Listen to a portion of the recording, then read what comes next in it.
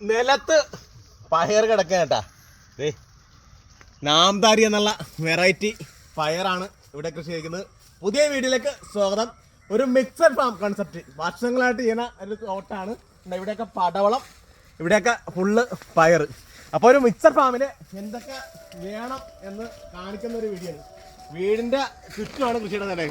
പയർ വിളവെടുപ്പ് രാവിലെ തുടങ്ങിയിരിക്കുകയാണ്. ഇപ്പം സമയം രാവിലെ 7 മണിയാട്ടോ. അതെ, ഇവിടെ ഫുള്ള് പയർ. ഏകദേശം 1000 ചോട് പയറാണ് ഇരിക്കുന്നത്. ഒരു 300 ചോട് പടവളുണ്ട്. വെള്ളരി ഇത്തിരി എൻ്റെ ഉണക്കാനിട്ടിരിക്കുകയാണ്. ഇവിടെ വരുമ്പോൾ പാവലി, അതായത് കൃഷി ചെയ്യുമ്പോൾ എല്ലാ ഐറ്റവും ഒരേപോലെ ചെയ്താൽ മാത്രമേ നമുക്ക് മാർക്കറ്റിംഗ് ഈസി ആവുള്ളൂ. അതെ, ഇവിടെ ഫുള്ള് പാവലി ചെയ്തിട്ടുണ്ട്. പാവലി കേടുള്ളതൊക്കെ മാറ്റിയിട്ടാണ് നമ്മൾ മാർക്കറ്റിലേക്ക് എത്തിയത്. പുഴുവുണ്ട്. മഞ്ഞക്കണി ഉറപ്പായിട്ടും സാധിക്കണം. ഇനിയിപ്പോൾ വരാൻ പോണ നല്ല ചൂടുള്ള ക്ലൈമറ്റാണ്. വൈറസ് രോഗങ്ങളൊക്കെ പ്രധാനമായിട്ട് വരുന്നത് ചെറിയ നീരൊട്ടിക്കുന്ന കീടങ്ങൾ കൊണ്ടാണ്. അപ്പോൾ അതുകൊണ്ട് കെണികൾ സ്ഥാപിച്ചുകൊണ്ട് ഒരു പരിധിവരെ കൺട്രോൾ ചെയ്ത് പോയിരിക്കുന്ന ഇവിടെ പോത്തുണ്ട്. കാണാതെ ഉണക്കാനിട്ടിരിക്കുകയാണ്. അപ്പോൾ ഇതൊക്കെ നമ്മൾ കുറച്ച് കിടക്കിലിട്ട് കൊടുക്കും. ഇതാണ് വീടിൻ്റെ മുൻവശം. ഓട്ടോ ഇവിടം വരെ വരും. ചെത്തി അങ്ങോട്ട് കയറ്റിയാൽ മതി കേട്ടോ. ഇവിടെയൊക്കെ നന്നായിട്ട് വീടുണ്ട്. ഇവിടെ ഫിയൽ ഗ്യാസ് ഇടാറുണ്ട് ഒരു ഭംഗിക്ക് വേണ്ടി. ഇതാകുമ്പോൾ മറ്റു കളകൾ ഒരുപാട് പേര് പിടിക്കത്തില്ല. അതെ, അവിടെ ഉണ്ടാ ക്യാബേജ്, കോളിഫ്ലവർ വീട്ടാവശ്യം വേണ്ടി ചെയ്തിട്ടുണ്ട്. ചാമ്പ, ബോഗൺവില്ലൊക്കെ സീസൺ ടൈമാണ്. ഇപ്പോൾ ഇവിടെ ജൈവവളങ്ങളെല്ലാം കൂട്ടി ഇട്ടിരിക്കുകയാണ്. അപ്പോൾ ആവശ്യമാണ് കൃത്യമായിട്ട് ഇട്ട് കൊടുക്കാനുള്ള പരുവത്തിൽ ചെയ്തിരിക്കുകയാണ്. ഇവിടെ ഫുള്ള് പന്തലാണ് കേട്ടോ. ബാക്കിയുള്ള സ്ഥലത്ത് ഒരു 3 സ്ഥലമാണ് പന്തൽ കൃഷിക്കുള്ളത്. ഇവിടെ 1.5 ഏക്കർ സ്ഥലത്തും പന്തലാണ്. അല്ലേ, ഇവിടെ പാവൽ നന്നായിട്ട് നിൽക്കുകയാണ്. പുളി മീൻകറിക്കൊക്കെ ഇടാം കേട്ടോ. ഇവിടെ ഇപ്പോൾ താന്ന സ്ഥലമാണ്. ഇപ്പോൾ കൃഷി ചെയ്യുമ്പോഴേ എല്ലാം കൂടെ ഒരുമിച്ച് വിളവെടുത്ത് കഴിഞ്ഞാൽ പിന്നെ മാർക്കറ്റിങ്ങിന് തടസ്സം. അപ്പോൾ അവിടുത്തെ വിളവ് തീരാറാവും. 1 മാസം കഴിയുമ്പോൾ തീരാറാവും. അപ്പോൾ ഇവിടെ 2 ആഴ്ച കഴിയുമ്പോൾ ആകും. അപ്പോൾ ഗ്യാപ്പില്ലാതെ നമുക്ക് വിളവെടുത്തോണ്ടിരിക്കുന്നത്. പാത്തിലൊക്കെ നന്നായിട്ട് കളകൾ വന്ന് ഇതെല്ലാം ഇനി ബ്രഷ് കട്ടറൊക്കെ ഉപയോഗിച്ച് കട്ട് ചെയ്ത് കളയണം. ഇവിടെ പടവളം, ഇവിടെ ഒരു 300 രൂപ പടവളം ഇട്ടുണ്ട്. അപ്പുറം അതുപോലെ 300 രൂപ പാവലി. അല്ല, പാവലൊക്കെ പൂത്തി തുടങ്ങി കേട്ടോ. പൂത്തി തുടങ്ങി കാട്ടുമ്പോൾ തന്നെ വള്ളിയൊക്കെ കയറുന്ന സമയത്ത് തന്നെ താഴത്തുള്ള ഇലയൊക്കെ ഇങ്ങനെ കട്ട് ചെയ്ത് ഫുള്ള് അങ്ങനെ നിർത്തിയിരിക്കണം.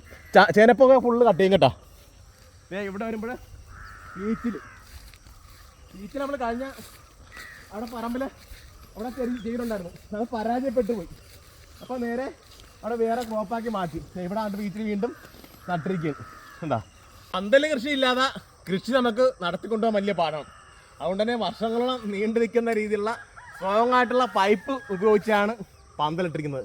ഇതാകുമ്പോൾ 2 ദിവസം കൂടുമ്പോൾ ചെറിയൊരു മെയിൻ്റെനൻസ് മതി. കണ്ടിയാലും കണ്ടാവാലേടാ. ഇതാകുമ്പോൾ ഒരു കാപോലും നമുക്ക് പിടിച്ചിറക്കി കൊടുക്കേണ്ട കാര്യമില്ല. നമ്മൾ ഈസി ആയിട്ടൊക്കെ തന്നെ ഇറങ്ങിക്കോളും. എന്താ അപ്പോൾ ആ രീതിക്കാണ് ഈ തോട്ടം ഫുള്ള് ക്രമീകരിച്ചിരിക്കുന്നത്. തന്നെ 2 വെറൈറ്റി ഉണ്ടാ.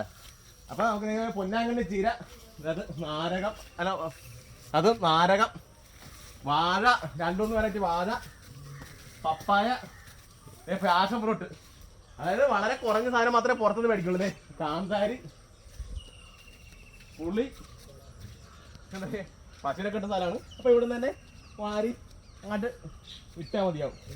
അഗ്രികൾച്ചർ കണക്ഷനാണ് കേട്ടോ. അപ്പോൾ ഇതുണ്ടെങ്കിൽ നമുക്ക് കറണ്ട് ചാർജുള്ള കാര്യം നമുക്ക് അറിയേണ്ട കാര്യമില്ല. ഇതിപ്പോൾ സാഹചര്യം എനിക്ക് തോന്നുന്നൊരു 15 വർഷമെങ്കിലും ആയിട്ടുണ്ട് ഈ കറണ്ട് വരുന്ന സാഹചര്യം. ഇത് ഫെർട്ടിഗേഷനാണ്. അപ്പം ഹൈടെക് രീതിയിലാണെങ്കിൽ ഫെർട്ടിഗേഷനിലൂടെ വളം കൊടുക്കാനുള്ള സൗകര്യം ചെയ്തേ പറ്റത്തുള്ളൂ. അതായത് ഇപ്പോൾ മണ്ണ് പരിശോധന പ്രകാരമുള്ള ഡെഫിഷ്യൻസി ഉള്ള വളങ്ങൾക്ക് പ്രാധാന്യം കൊടുക്കുകയാണ്. പച്ചക്കറി തോട്ടത്തിൻ്റെ സൈഡിലായിട്ട് കുളമുണ്ട് കേട്ടോ. മത്സ്യക്കുളം മാത്രമല്ല, ഇവിടെ ഫുള്ള് മേളിൽ വലയിട്ടുണ്ട്. അല്ലെങ്കിൽ പൊന്മനൊക്കെ മീൻ കൊണ്ടുപോകും. മീൻ വരുന്നത് തിലോപ്പി, കാരി, അനാബസ് അങ്ങനെയുള്ള പല മീൻ മിക്സ് ചെയ്തിട്ടിരിക്കുകയാണ്. വലയിലൊക്കെ ഇട്ടുണ്ട്. നാടൻ മീനുകൾക്കാണ് ഏറ്റവും കൂടുതൽ പ്രാധാന്യം കൊടുക്കുന്നത്. ഇത് നമുക്ക് മീനൊക്കെ ഷോർട്ട് വരുന്ന സമയത്ത് പിടിച്ച് ഉപയോഗിക്കാം എന്നുള്ള കൺസെപ്റ്റിലും. അപ്പോൾ അതല്ല, വർഷത്തിൽ 1 പ്രാവശ്യം ഫുള്ള് വിളവെടുക്കുകയും ചെയ്യും. അപ്പോൾ ഉത്സവത്തിനൊക്കെ വരികയല്ലേ. അപ്പോൾ അങ്ങനെ വിളവെടുക്കുന്ന രീതിയാണ്. ഇവിടെ അടുത്തൊരു കുളം കൂടെ ഉണ്ട്. ഇതിനകത്ത് കുറച്ച് നാടൻ കോഴി മുട്ട ആവശ്യം വേണ്ടി ഇട്ടുണ്ട് കേട്ടോ. ഇതൊന്നും വ്യവസായത്തിൽ നമ്മൾ ചെയ്യണ്ട. ഇവിടെ വരുമ്പോൾ അടുത്തൊരു കുളം. ഈ കുളത്തിനാണ് ജലസേന മാർഗം കേട്ടോ. ഇവിടെയൊക്കെ ഫുള്ള് തിലോപ്പിയാണ് ഇട്ടിരിക്കുന്നത്. ഇവിടെ കോവൽ നന്നായിട്ട് മേളിൽ പടത്തിലുണ്ട്. അതുകൊണ്ടുള്ള ഗുണം വെച്ചാൽ ചൂട് കുളത്തിൽ ഒരുപാട് അടിക്കുകയില്ല. ഇവിടെ ചെറിയ കോവലാണ് ഇവിടെ പടുത്തിരിക്കുന്നത് കേട്ടോ. ഇതൊക്കെയാണ് ഈ വ്യത്യസ്തമായ മിക്സഡ് ഫാം കൺസെപ്റ്റിലേക്ക് ചെയ്യുന്നത്.